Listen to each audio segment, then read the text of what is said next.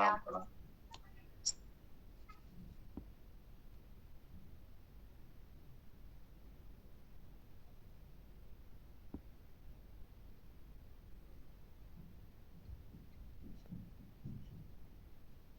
हाँ प्रभु जी। अरे प्रभु जी प्रणाम, कैसे हैं? ठीक है। सब ठीक है ना? हाँ जी ठीक है प्रभु जी। तो कोई बात नहीं, आप सभी को मेरा प्रणाम। और अगर किसी का कोई प्रश्न रहेगा तो आप बताइए। मेरा प्रश्न है, हाँ जी। मैंने यूट्यूब वो मैं पूछ रही हूँ कि हमें गुरु दीक्षा अस्तित्व से लेनी चाहिए या किसी व्यक्ति से लेनी चाहिए? देखो, गुरु दीक्षा तो देखो, ये जो सारा अस्तित्व है वो भी जो है गुरु की तरह ही है। आप समझे? यानी यहाँ पर हर कण हमें कुछ सिखाता है। यहाँ पर हर पंछी, हर पशु, हर जीव हमें कुछ सिखाता है। हर पेड़ पौधे, ये आसमान, ये सूरज चांद तारे, सब कुछ हमें कुछ न कुछ सिखाता है। लेकिन हम उससे क्या सीख पा रहे हैं, बताओ? नहीं। देखो, अगर अस्तित्व से दीक्षा लेनी है ना, तो आपके भीतर जो है ना, वो एकलव्य होना, वैसा शिष्यत्व होना चाहिए। प्रखर शिष्यत्व जिसके पास रहेगा ना, जिसके भीतर, वो अस्तित्व से दीक्षा ले सकता है। यानी एक हवा के झोंकों से जो है ना, वो सीख जाता है। वो इतना परिपक्व है ना कि एक तिनके से भी सीख जाता है। ये लहराते हुए जो घास के मैदान है ना, उससे भी वो सीख लेता है। इतना वो सेंसिटिव है, परिपक्व है और शिष्यत्व से भरा पड़ा है। क्या आप सीख पा रहे हो अस्तित्व से कुछ? तो ऐसा होना चाहिए। जब आपके भीतर इस प्रकार का शिष्यत्व उदय हो जाता है ना, तब दीक्षा लेनी क्या है, हो जाती है। लेनी थोड़ी पड़ती है। ये जो मूड है ना, उनको लेनी पड़ती है।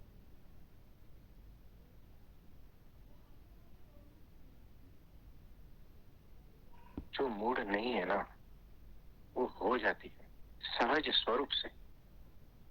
फिर आप उसको दीक्षा का नाम दो या ना दो, क्या फर्क पड़ता है? आप समझे? तो देखो, दत्तात्रेय थे, हर जगह से उन्होंने सीखा। हर कुत्ता भी उसका गुरु बना।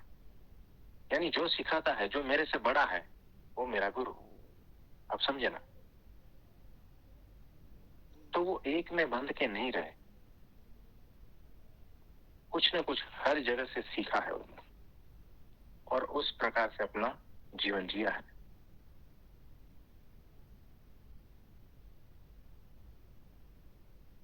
तो यहाँ पर हर लोग कुछ न कुछ कहीं न कहीं से सीखते ही हैं और आत्म स्थिति में आ जाता है। लेकिन देखो, यहाँ तक ठीक है। यहाँ से आगे यात्रा में केवल एक मात्र गुरु की दीक्षा लेनी जरूरी है। आप समझे? अस्तित्व से आप दीक्षा ले रहे हो, एक लव्य की तरह जो है आपके भीतर शिष्यत्व परिपक्व है ना, तो नहीं तो कैसा है कि अगर आपके भीतर शिष्यत्व नहीं है ना, तो असली गुरु से भी आप कुछ नहीं सीख पाओगे। आप समझे? तो लहराते हुए घास से क्या सीख पाओगे? तो ऐसा है, यहाँ पर सारी कंडीशन है, सब लोगों के लिए ये नहीं है। सब लोग यहाँ अस्तित्व से दीक्षा नहीं ले सकते, और जिन्होंने अस्तित्व से दीक्षा ली है ना, एक समय ऐसा आएगा कि उनको भी एकमात्र अक्षर ब्रह्म सत्पुरुष से वापस दीक्षा लेनी पड़ेगी। वो समय आता ही है। आप समझे? तो एक जो जिसको कहते हैं ना मनुष्याकृति अक्षर ब्रह्म की, उससे जब तक दीक्षा नहीं लेते तब तक आधा अधूरा है। आपको लगता है अच्छा है, आपको लगता है कि पा लिया है कुछ, लेकिन फिर भी अगर भीतर चेक करोगे ना कुछ बाकी है, कुछ ना कुछ शून्यावकाश अभी भी बाकी है, बहुत सूक्ष्म। वो तब ही भरता है जब प्रत्यक्ष प्रकट भगवान जब तक नहीं मिलते। आप समझ? यानी अस्तित्व से दीक्षा लेने के बाद अगर पूर्ण ज्ञानी भी हो गए ना, तो इसे ज्ञानी नहीं कहते। ज्ञानी तो तब कहा जाता है जब आप प्रकट भगवान को पहचान लोगे। आप समझे? पूर्ण ज्ञान की निशानी ही वही है कि प्रकट भगवान को पहचान लिया। जिसने प्रकट भगवान को अभी तक नहीं पहचाना है ना, वो अभी भी अज्ञानी है। इतना समझना, ये बहुत होशपूर्वक बता रहा हूं।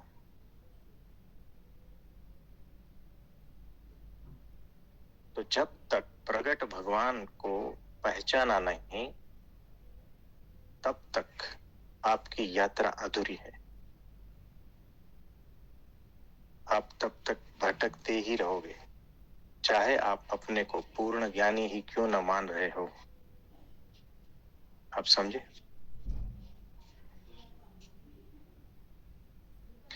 और एक बार प्रकट भगवान को पहचान लिया और उनकी भक्ति से उस रूप हो गए ना, फिर आप ही पूरा अस्तित्व हो जाते हो। फिर आपका प्रेम जो है ना, एक में बंधा नहीं रहता, वो हर कण में फैलता है।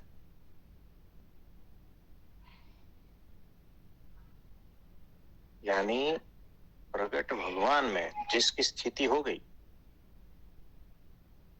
वो सिर्फ वहां नहीं बंधा रहेगा, क्योंकि जो प्रकट भगवान है वो सारे अप्रकट भगवान में भी फैला है। तो जब आपकी स्थिति प्रकट भगवान में होती है, उसके बाद आपका प्रेम भी जो है ना, अप्रकट भगवान तक फैल जाता है।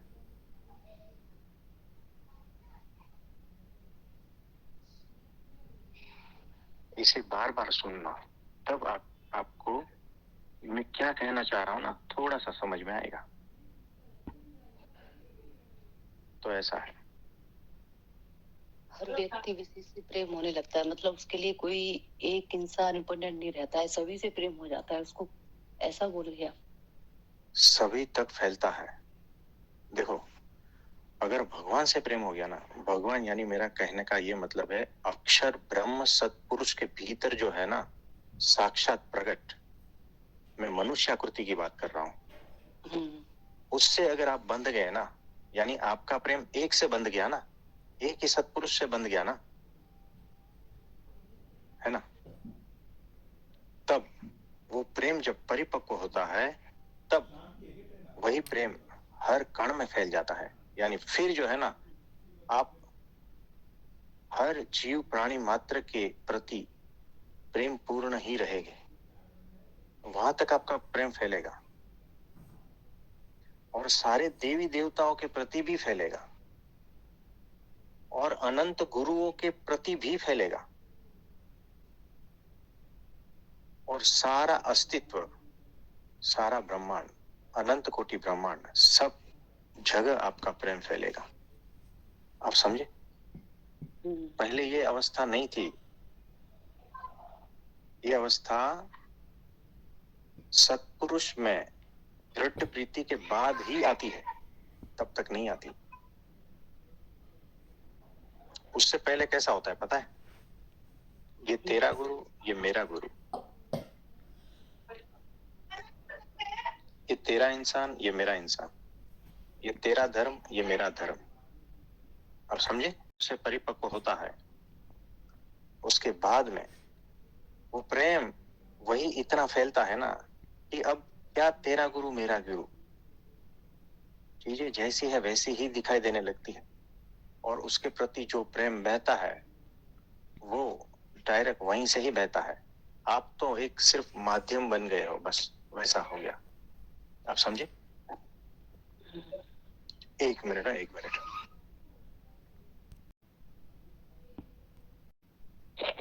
हमारे तो देखो, यहाँ पर दो प्रकार के शिष्य हैं और दोनों प्रकार के शिष्यों के लिए अलग अलग बात है। ठीक है? तो जो एकलव्य जैसा शिष्य है उसके लिए मैं कह रहा हूं कि वो अस्तित्व से दीक्षा ली है, फिर भी एक स्टेज ऐसा आता है, एक समय ऐसा आता है उनके जीवन में कि अब उनको प्रगट भगवान की जरूरत पड़ेगी और उसके बाद में वापस वो समग्र से प्रेम करने लगेगा।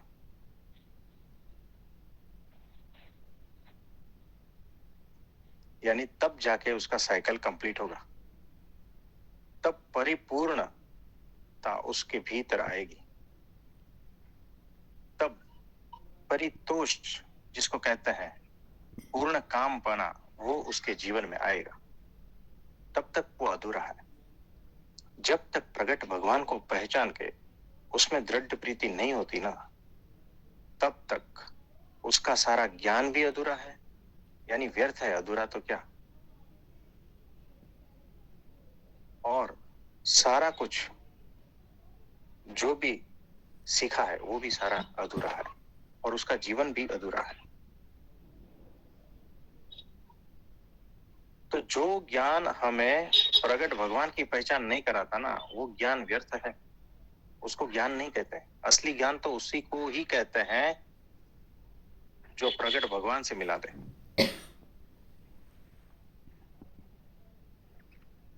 मैं ये बार बार, आप देख लेना कितनी बार ये प्रगट भगवान का शब्द आता है। देखो, ब्रह्मा जी जैसे,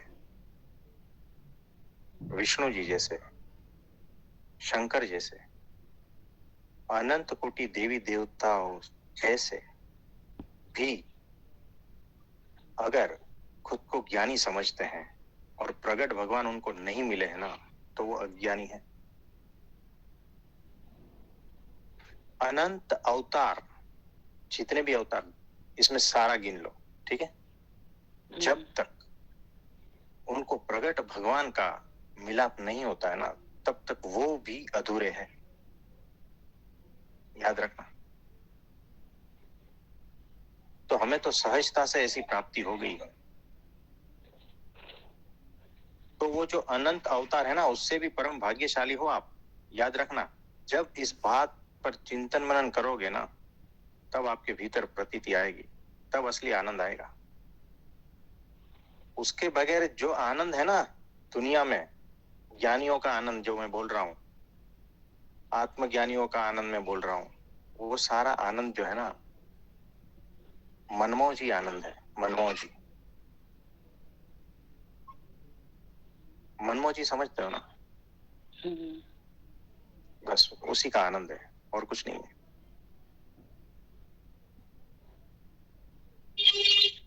तो ऐसा है। इसमें और कुछ पूछना चाहेंगे? हाँ, दो बातें हैं। प्रश्न क्या कि जैसे आपने आपका आवाज थोड़ा बढ़ाओ वॉल्यूम। अभी आ रही? हाँ।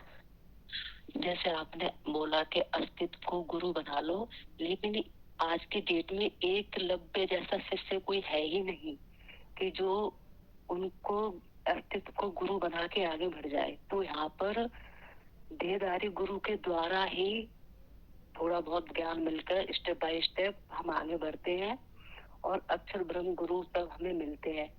और जो बोलते हैं कि प्रगट को नहीं मानते, तो ये एक सामान्य सी बात है कि भगवान ने ये क्यों बोला कि जो देवता भी हैं, ईश्वर भी हैं, उनको सिर्फ मनुष्य योनि में आकर ही मुक्ति मोक्ष मिलेगा। वो इसीलिए बोला। जैसे जानवर है, उनको क्यों नहीं बोला? उनको तो कृपा के द्वारा मिलेगा। तो जब जैसे हमारे बच्चे हैं तो हमारी तरह ही तो है ना। अभी जब भगवान हमको मनुष्य देह में ज्ञान दे रहे हैं, तो वो भी सामान्य सी बात है कि मनुष्य देह में आकर ही ज्ञान देंगे ना। तो ये लोगों की समझ भी नहीं आता है। मैं इस चीज से बोलूं कि हम जीव उनके आगे कुछ नहीं है, तो हम जैसे हैं वैसा ही तो ज्ञान देगा। अब जैसे हमारे यहाँ जितने भी गुरु हैं हमारी तरह देहधारी तो है ना, तो भगवान भी अगर देह में आके हमें ज्ञान दे रहे हैं तो ये समझने में दिक्कत क्या है? मुझे ये समझ में नहीं आता है। तो देखो, सबकी अलग अलग थिंकिंग है, ठीक है, सबकी अलग अलग मान्यता है, और उस मान्यताओं को वो ज्ञान का नाम दे रहे हैं, तो वो उनकी मर्जी, उससे हमें कोई दिक्कत क्यों होनी चाहिए बताओ? हाँ, दिक्कत नहीं है, लेकिन इससे अज्ञानता में कितने दुख उठाएंगे। क्योंकि जैसे हम यहाँ पर पढ़ते हैं, घर में हाँ, माता पिता exactly. भी मनुष्य में है, और स्कूल में जो टीचर है, जो प्राइवेट टीचर है, सरकारी टीचर है, वो सारे मनुष्य देह में तो है। अब भगवान हाँ जी। कोई एलियन रूप में तो नहीं आएंगे। अगर एलियन रूप में आएंगे भी बाई चांस, तो फिर हम डर के खुद भाग जाएंगे। और हाँ जी। भूत रूप में आएंगे तो हम वो अगरबत्ती और हनुमान चालीसा पढ़ेंगे। तो फिर भगवान आए किस रूप में? तो उसको मनुष्य रूप में तो आना ही पड़ेगा। ये छोटी सी बात लोगों को समझ में नहीं आती है। तो मुझे एग्जैक्टली यही है। तो देखो, जितने भी अवतार हुए ना, देखो, रामचंद्र जी मनुष्य आकृति ही थी, जिसको अनंत लोग भगवान मानते हैं। कृष्ण जी मनुष्य आकृति, अनंत लोग भगवान मानते हैं, है ना। गुरु नानक जी मनुष्य रूप में है। क्राइस्ट, यीशु ख्रिस्त मनुष्य रूप में, बुद्ध भगवान मनुष्य रूप में, महावीर जी मनुष्य रूप में, जो भी गिना दो ना, सब मनुष्य रूप में ही है ना। और फिर भी हमारा अहंकार ऐसा है कि मनुष्य रूप में आएगा तो हम मानेंगे नहीं। ये हमारी गलत मान्यता है, और इसको हमने महान ज्ञान समझ लिया है। आप समझे? तो ऐसा है, तो कोई बात नहीं। और जैसे तस्वीर की सभी लोग पूजा करते हैं, चलो मूर्ति पूजा अच्छी है, हमें यहाँ भी करती है, लेकिन वो प्रकट होता है। अब जैसे मेरी मम्मी जिंदा थी तो उनका फोटो लगाना ही मुझे अच्छा लगता था। अभी मेरी मम्मी एक्सपायर हो गई है तो उनका फोटो लगाना मुझे अच्छा नहीं लगता। इसका कारण क्या है कि ये लगता है कि वो मेरी मम्मी है नहीं, तो फोटो लगा के उनकी यादें और आती हैं। तो फिर इससे मैंने ये अंतर्दृष्टि की कि जो है नहीं है उसके फोटो की पूजा करने से भी लाभ क्या? जो है उसका फोटो की पूजा करो या उनसे डायरेक्ट कांटेक्ट करो, तो उसमें आनंद है। हाँ, ये जो है ना, प्रगट भगवान का आनंद है। हाँ, और फोटो वाला जो आनंद है ना, वो हमारा इमेजिनेशन का आनंद है। यहाँ पर फर्क हो जाता है। तो अगर पूर्णत्व को प्राप्त करना है ना, तो प्रगट में जुड़ना पड़ेगा, प्रगट भगवान में जुड़ना पड़ेगा। और प्रगट भगवान की जो लीला है वही अत्यंत आनंददायी है, उससे अधिक आनंद कहीं पर भी नहीं है। तो जिसको इस बात की समझ आ गई ना, वो पूर्णत्व की ओर जाएगा, बाकी सारा अधूरा अधूरा है। तो देखो, ये कैसा है कि हमें ऐसा लगता है ना, खाना खा लिया ना तो पेट भरा भरा है ना, फिर एक निवाला भी नहीं जाता ना, तो हम क्या कहें? पूर्ण तृप्त हो गए बस। लेकिन उसे पता नहीं है 6 घंटे के बाद में वापस भूख लगने वाली है। तो ये वैसा आनंद है, आप समझे? तो जो अस्त का आनंद और ये है ना, पट का आनंद, जो फोटो आनंद जो है ना, साल 2-4 साल 10 साल 50 साल का आनंद है, ये फिर तब उठती और वो तब जो है रहेगी। प्रकट आनंद है अपने तब ये 50 साल तक अगर अस्तित्व ना है, यही असली चीज है, लेकिन ऐसा नहीं है। उसके बाद भी जो है ना भीतर शून्यावकाश बड़ा होता जाएगा। तो अगर 50 साल के पहले वो मर गया तो अगले जन्म में उसको जब तक प्रकट भगवान का मिलाप नहीं होता है ना, तब तक वो भटकेगा ही। तो यात्रा तो उसकी चलती ही है, तब तक चलती है जब तक प्रकट भगवान नहीं मिलते हैं। उस दरमियान वो कितने जन्म मरण के चक्कर से चलता रहेगा, आप समझे? अंत में उसको वहीं जाना है। तो ये ऐसा है, वो जो भूख मिटी थी ना, वो 6 घंटे की थी, 8 घंटे की थी। और ये जो बोल रहे हैं ना, आत्मज्ञानी का आनंद, कण कण का आनंद, सर्वव्यापी का आनंद, है ना, ये अस्तित्व का आनंद, ये सारा कुछ जो है ना, वो भी ऐसी तरह से है। वो 10 साल रहेगा, 5 साल रहेगा, 20 साल रहेगा, 50 साल रहेगा। अगर इस जन्म में उसका शून्यावकाश क्रिएट नहीं हुआ ना, तो अगले जन्म में हो जाएगा। लेकिन अंत में उसको प्रगट की प्राप्ति की अनुभूति जब तक नहीं होती ना, तब तक वो भटकेगा। चाहे वो कितना भी आत्मज्ञानी हो, कितना भी ब्रह्म ज्ञानी भी हो। देखो, ब्रह्म ज्ञानी भी है और ब्रह्म अलग अलग प्रकार के हैं, उसमें भी जो है जब तक प्रगट की प्रतीति नहीं आती ना, तब तक वो भी भटका है, वो भी अज्ञानी है। यानी जिसने प्रगट भगवान को नहीं पहचाना, तब तक वो अज्ञानी ही है, चाहे वो कौन सी भी लेवल का हो, आप समझे, और कौन सा भी अवतार हो।